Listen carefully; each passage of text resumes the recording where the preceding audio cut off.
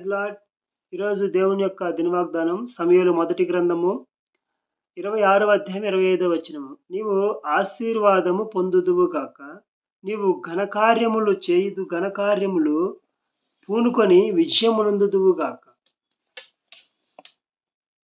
ఈ మాట సౌలు గారు దావీదు గారితో మాట్లాడుతున్నారు. ఎందుకు? సౌలు గారు శత్రువు అవుతూ వచ్చాడు.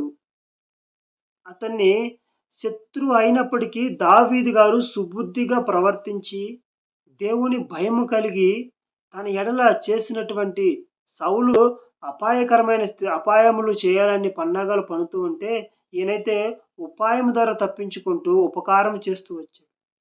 సౌలు గారు కీడు చేయాలని వస్తే దావీదు గారు మేలు చేస్తూ అక్కడి నుంచి పక్కకు తొలగుతూ వచ్చాడు. అలాంటి సిచ్యువేషన్ జరుగుతున్న సందర్భంలో సౌలు గారు అంటూ ఉన్నాడు కదా, నీవు అంటే శత్రువు చేతనే దేవుడు ఆయన్ని దీవెన వచనాలు పలికిస్తూ వచ్చాడు. చూడండి ఎంత గొప్ప దేవుడు, ఎంత ఆశ్చర్యకరుడో. సౌలు గారు ఏమంటూ వచ్చాడు, దావీదా నాయనా నీవు ఆశీర్వాదం పొందుదువుగాక, నువ్వు ఘనకార్యములు పూనుకొని విజయమునందుదువుగాక. శత్రువు చేతని దేవుడు దీవెన పలుకులు పలికిస్తూ వచ్చాడు.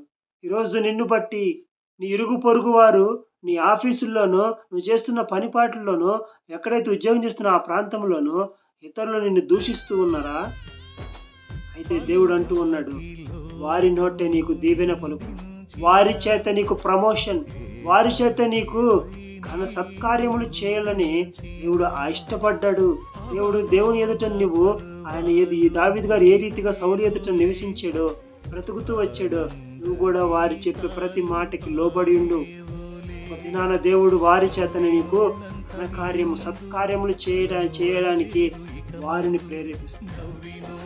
కానీ నువ్వు ఆయన ఎడల నమ్మికుంచి విశ్వాసంతో ఇతరులను ప్రేమిస్తూ సమాధానం కలిగి వారికి లోబడుతూ నీ పైన అధికారులు లోబడుతున్నా నీ యొక్క గుణమును బట్టి వారు నిన్ను సత్కరిస్తారు. అలా చేస్తాడు దేవుడు. సిచ్యువేషన్ అంతా చేంజ్మెంట్ చేస్తాడు.